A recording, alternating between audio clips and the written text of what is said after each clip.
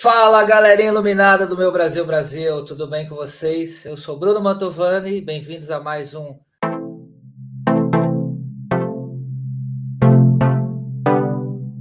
Hoje vamos falar sobre poluição luminosa. Você já ouviu falar?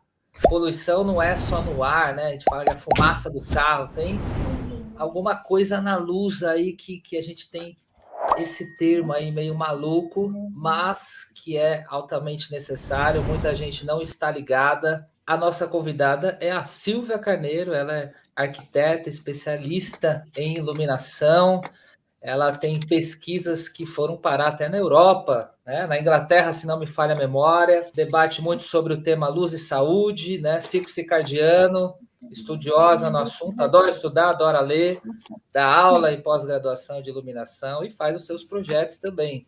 Além disso, ela está participando do International Dark Sky Association, né, que trabalha aí com essa consciência para proteger os céus noturnos para as nossas gerações presentes e temos que pensar no futuro, né, Silvia? Boa noite. Boa noite, Bruno. Mais uma vez, obrigado por ter me chamado para conversar aí com vocês. E é muito bacana essa questão, né? Porque a gente, quando passou pela pandemia, as pessoas arrumaram novas maneiras de se reunir. E a convite da doutora Kelly Pedonelli, que é da Austrália, ela tem um santuário de conservação, ela tem uma empresa de conservação de tartarugas marinhas, né? Ela me chamou para participar do Comitê Internacional e a gente, ao longo dos 2 anos da pandemia, a gente fez as reuniões que aconteciam todo mês, né? Para discutir as questões da poluição luminosa no mundo. E a gente sabe que o mundo está bem mais evoluído que a gente, né, Bruno? O que é a poluição luminosa? A gente chama, a sigla internacional é o ALAN, ALAN, que é Artificial Light at Night. Então, basicamente, a poluição luminosa tem efeitos adversos no nosso ciclo circadiano. E não só no nosso, né? Porque quando a gente fala da luz, a gente tem nosso ciclo, né? Nosso ritmo, e entre noite e dia. Então, sempre quando a gente fala, a gente tem o ciclo claro e o ciclo escuro. E a gente tem esse ritmo circadiano, que é a manutenção dessa rotação da Terra, que é o ciclo claro e o ciclo escuro, o ciclo claro, o ciclo escuro e isso intermitente.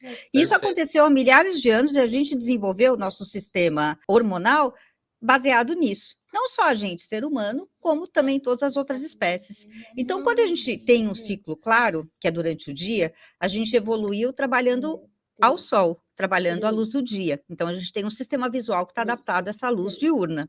E à noite, a gente simplesmente ia dormir, Bruno. Então, assim, a gente faz a última refeição na fogueira ali, ao entardecer. Acabava a luz, né?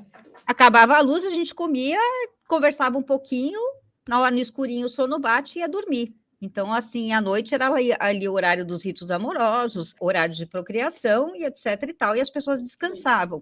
E a gente tem, o sistema hormonal da gente desenvolveu para isso. Então, durante o dia a gente produz os hormônios do dia, serotonina, cortisol, entre outros hormônios. E durante a noite a gente produz o tal do hormônio da melatonina. E quando a gente introduziu a luz artificial no nosso meio, a gente cada vez foi piorando mais os nossos hábitos, né?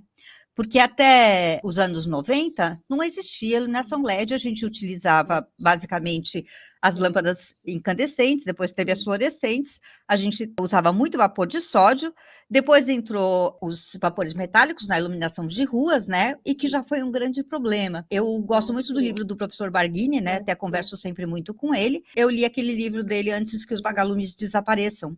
E é um livro que, na época, que é um livro que ele lançou, acho que nos anos 2000, que foi antes da gente entrar nesse auge da iluminação LED, já ele alertava com a questão das lâmpadas de vapor metálico e a atração dos mosquitos. E aquilo trazia todo essa população de mosquitos, e principalmente do Aedes, para dentro da cidade.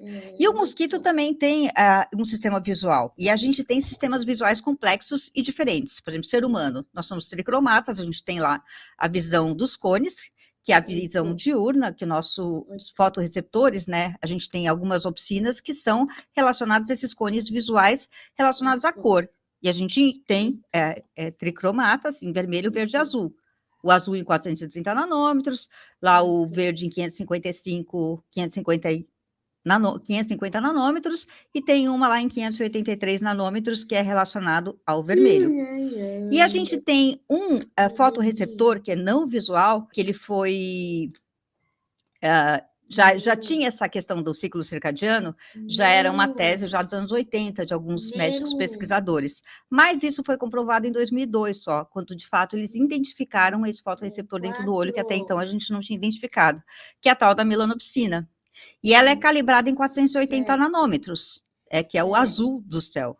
Basicamente, é uma coisa meio óbvia, né? Porque quando você está durante o dia, você olha para o céu, você tem aquele azul infinito, aquele azul de brigadeiro, aquilo é o azul que ativa esse nosso fotorreceptor, que é não visual, mas ele manda uma informação para o nosso cérebro de que é dia. Então, tá lá ali, a gente visualiza a luz azul e fala, é dia, então vamos produzir os hormônios do dia.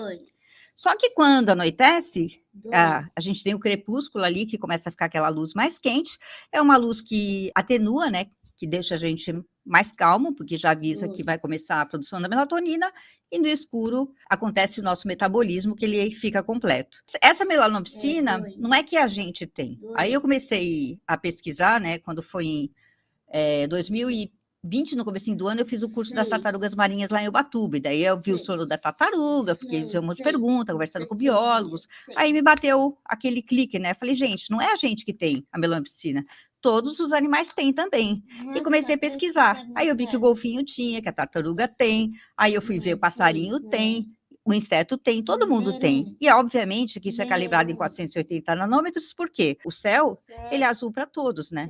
Então, quando a gente pensa em tabulação, em comprimento de onda, de cor, luz, a gente está falando em nanômetros. Então, a gente tem lá aquele comprimento de onda que vai de 400 a 700 nanômetros, que ele vai lá do azul até o vermelho. Então, assim, toda a variação, tudo que a gente enxerga, ele é feito em comprimento de onda. Por isso que as opsinas, elas respondem ao comprimento de onda e cada um tem lá o seu sistema de visão totalmente qualificado. E eu venho pesquisando, então, esses fotorreceptores, essas células ganglionares da retina, e eu até te falei, né, eu além de trabalhar com o pessoal do Comitê Internacional, que eu até tenho dado um tempo nas reuniões, que é muita coisa para fazer. O começo desse ano a gente falou, bom, e aí, o que a gente vai fazer com tudo isso que acabou a pandemia? Agora a gente vai ter que sair da toca, né? A gente fez o Ida Dark Sky Brasil, que a gente tem um canal no YouTube, que todos os meses a gente tem uma semana com webinar. E no webinar a gente chama alguns especialistas para falar um pouco do assunto. As palestras são incríveis, tem o professor Marcelo que falou sobre os IGCs, né? Falou Betina, falou Rui Soares, então tudo relacionado à questão da poluição luminosa e quais são os impactos que isso causa na gente. E são vários, né? Porque causa impactos na gente e causa impactos também ao meio ambiente. Esse estudo, esse que foi parar na Inglaterra depois que foi parar na Austrália, está citado na política pública australiana. E aqui, quando eu levei para a USP, o professor falou para mim que minha pesquisa era totalmente inútil. E hoje o que eu ando pesquisando são essas opsinas de diferentes espécies, entendeu? Como o morcego enxerga, como o piogambá enxerga. E são coisas que não interessam para todo mundo, né? Só que eu tenho interesse em saber, por exemplo, como é que a aranha enxerga, que eu não pesquisei ainda, mas eu fico pensando. Porque eu tinha uma parede que era pintada de branco, e ela enchia de teia de aranha, eu pintei essa parede de azul marinho e não tem mais teia de aranha agora. Então, tem alguma coisa a ver com a cor e da maneira como ela enxerga, por isso que ela não está mais lá, porque talvez no azul marinho ela não enxerga. Então, a gente tem que entender um pouco como é que é esse mundo animal para a gente poder iluminar, né? E, basicamente, o que eu sei que a maior parte dos animais enxergam até 580 nanômetros, 560 nanômetros, e o que está acima disso eles não enxergam. Então, se a gente pensar qual que é a luz menos impactante, é a luz vermelha. É bom lembrar que em 2017, o Nobel de Fisiologia foi para esses pesquisadores, né, que nos anos 80 escreveram sobre o ciclo circadiano. E eles, quando fizeram a tese deles, muitas pessoas falavam, isso é esotérico, isso não é real, porque eles fizeram as experiências por amostragem. Só que depois, em 2002, se comprovou que aquilo realmente era verdade, né, porque entrou a melanopsina, o que comprovou, tanto que em 2016, a AMA, né, que é a American Medical Association, ela fez essa associação em relação à luz azul e principalmente essa iluminação LED, avisando que isso tem efeitos prejudiciais à saúde humana. Em 2017 saiu, né, ficou público uma pesquisa que foi feita em Madrid, na Espanha, onde eles mapearam 50 mil residências e a incidência do câncer da próstata e da mama. E eles viram que onde era mais iluminado tinha maior incidência do câncer. Então, não é uma amostragem pequena, é uma amostragem gigantesca, né? 50 mil residências estatisticamente, é uma coisa que a gente tem um resultado que a gente pode dizer que, de certa maneira, comprova. E depois disso, muitos outros, a gente tem mais de 1.200 estudos aí relacionando diversas doenças à poluição luminosa, por exemplo, a diabetes, a própria obesidade, doenças coronárias é até fácil de explicar, né? Porque o problema é do cortisol. Então, você vai produzindo cortisol durante o dia, anoitece, você continua recebendo aquela luz e a informação de que é dia, o seu corpo não aguenta. Então, assim, é mais cortisol do que o seu corpo pode aguentar. E pode ver que quem morre de infarto miocárdio morre à noite, né? Essa hora, mais ou menos, que dá aquele excesso do organismo, a pessoa passa mal e acaba morrendo. E a CIE, né, que é a Comissão Internacional de Eclarragem, ela recomenda, já desde 2019, recomenda a luz adequada, o horário, respeitando o ciclo circadiano. Então, é a luz certa, na hora certa. Falar de dia, qual que é a melhor luz? Melhor luz é sempre a luz do sol, né? Então, assim, se você tiver que trabalhar, trabalhe onde você vê o céu, porque é o que vai te fazer bem.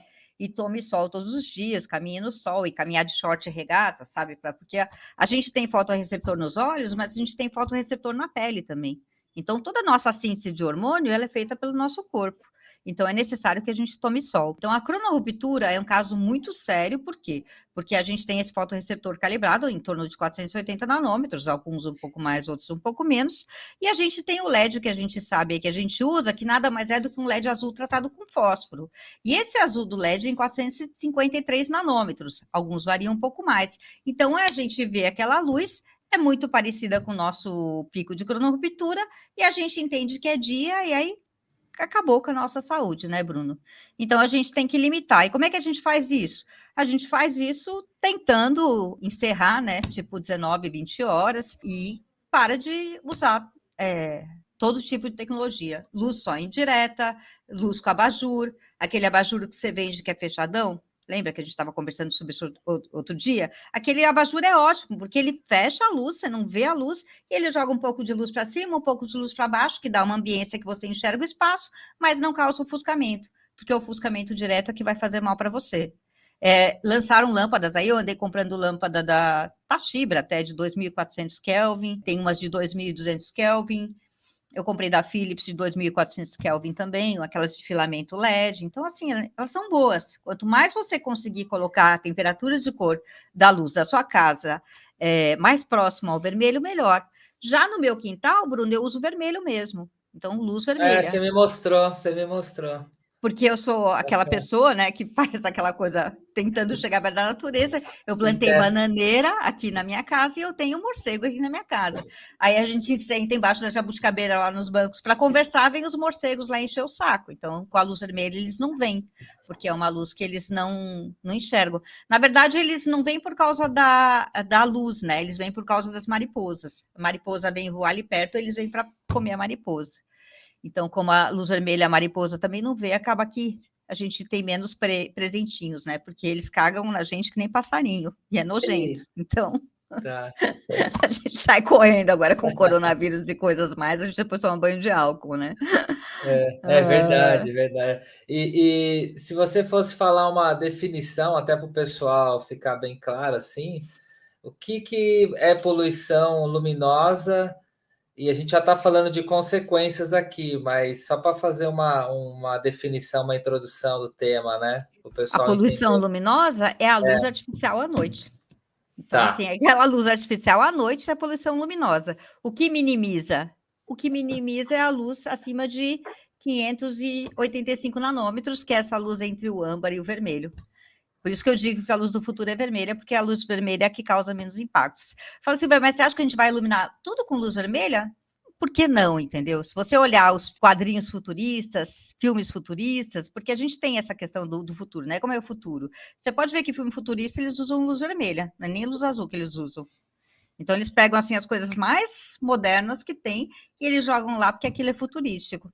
Além da temperatura de cor, essa questão de ter muito azul no LED, né, para a gente diminuir a temperatura, mas tem a questão também do ofuscamento, né? Até antes da live eu estava falando contigo e muita iluminação pública peca, postes, até dentro de túnel, alguns túneis aqui em São Paulo, cara, não precisa daquele fluxo, parece que a gente está entrando dentro da luminária, assim, é tanto refletor no túnel que lava todo o local de luz muito branca, muito ofuscamento, aquele LED entrando na sua cara aqui. Aí você sai do túnel, vai para o escuro, aí o olho está se adaptando a voltar à realidade. Tem a questão dos postes, a posição, né? Alguns postes o pessoal vira para frente, não joga só para baixo, e esse fato tanto dos postes públicos como refletores de alguns estabelecimentos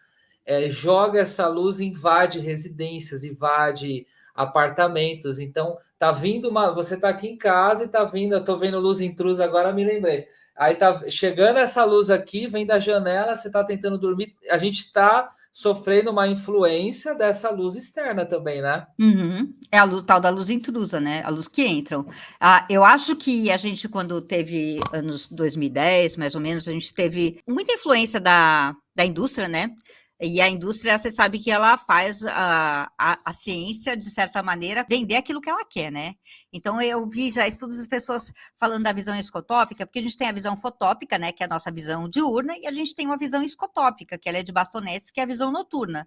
Só que a gente não é um animal noturno. Então, quando é de dia, que a gente sai ao sol com luz branca, que seria aquela luz do meio-dia, a nossa íris fecha, ela se contrai, e você recebe uma porção muito menor dessa luz dentro do seu olho.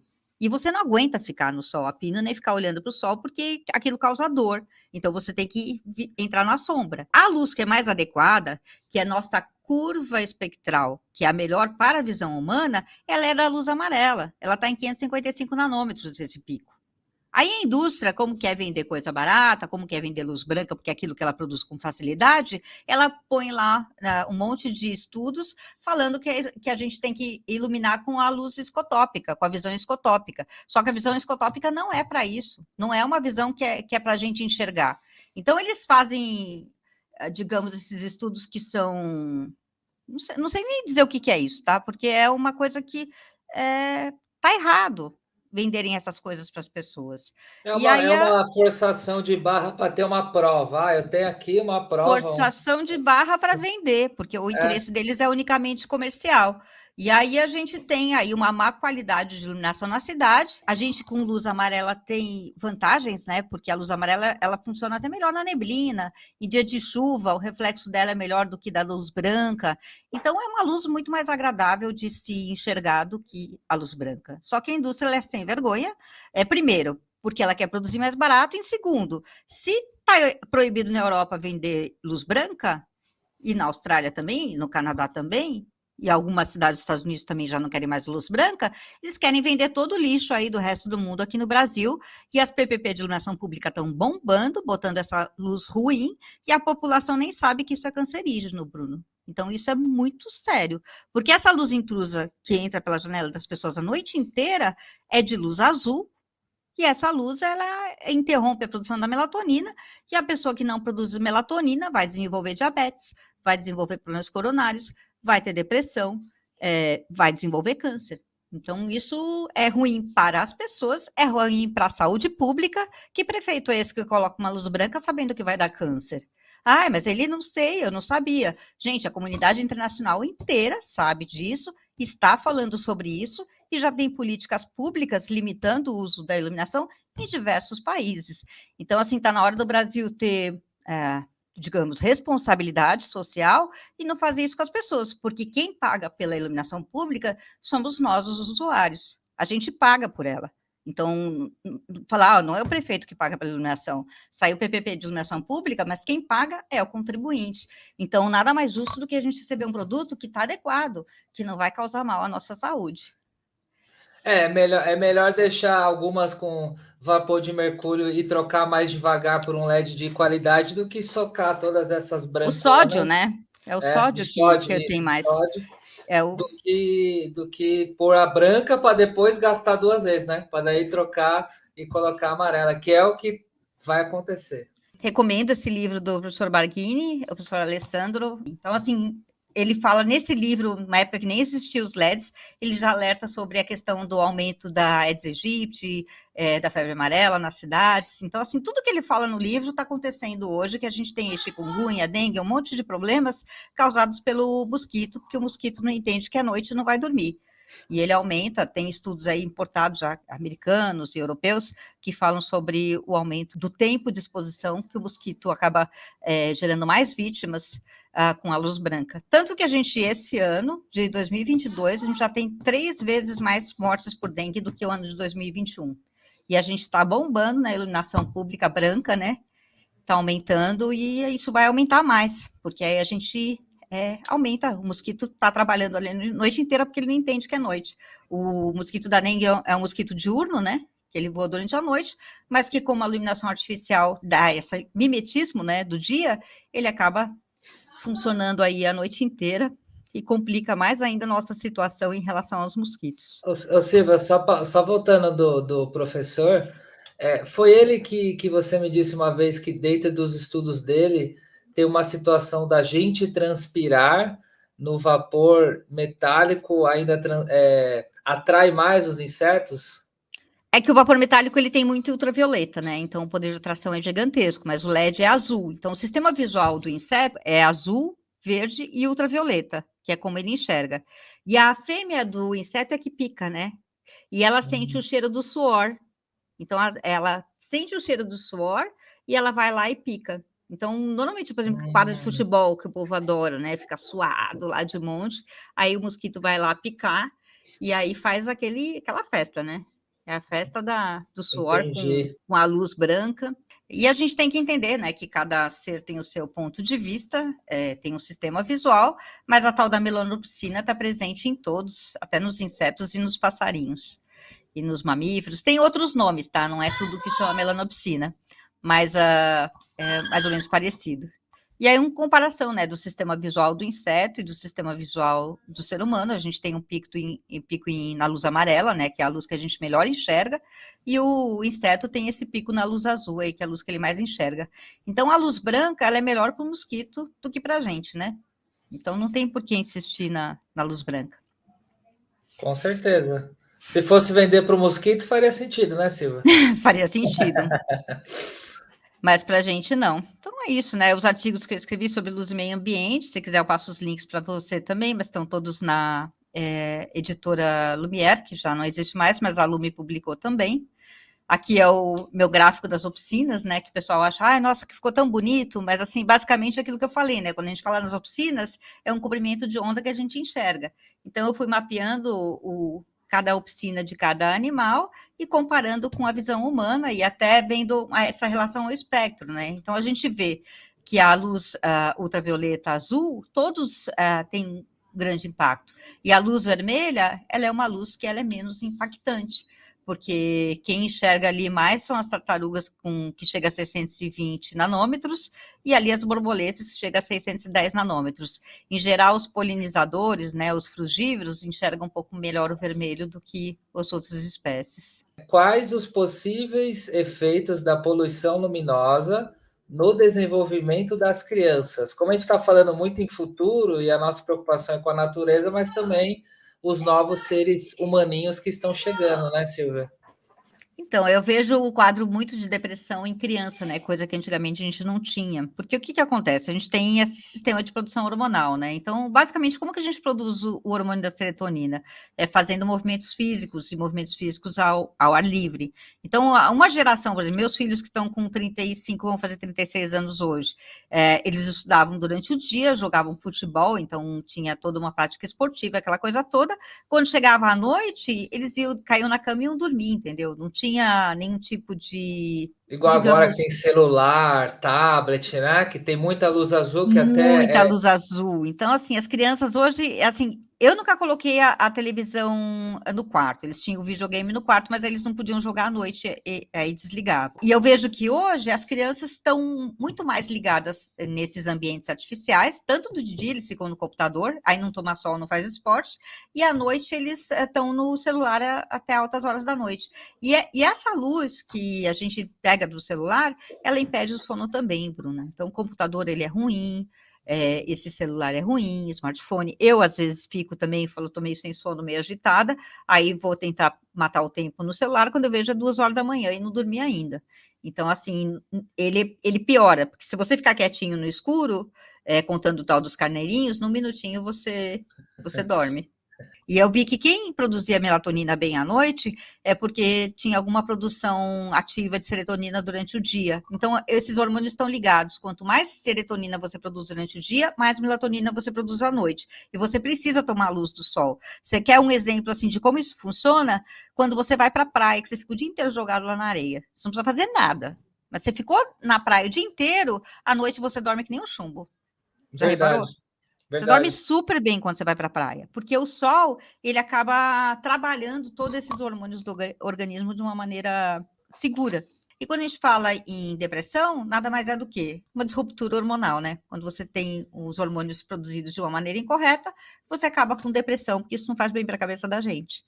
Eu vejo empresa aí falando de iluminação pública sustentável e coloca luz branca. Gente, luz branca não é sustentável. Então, assim, tá falando de sustentabilidade, botou luz branca, eles não sabem o que estão falando, Bruno. É muita gente falando daquilo que não sabe. Então, assim, falou de luz sustentável, tá falando de luz vermelha ou âmbar. Passou disso, não é sustentável, porque a gente sustentável é o quê? É aquilo que não agride o meio ambiente. A gente viu aí que a gente tem comparativos aí, a gente está falando da nossa saúde e a gente está falando do meio ambiente também.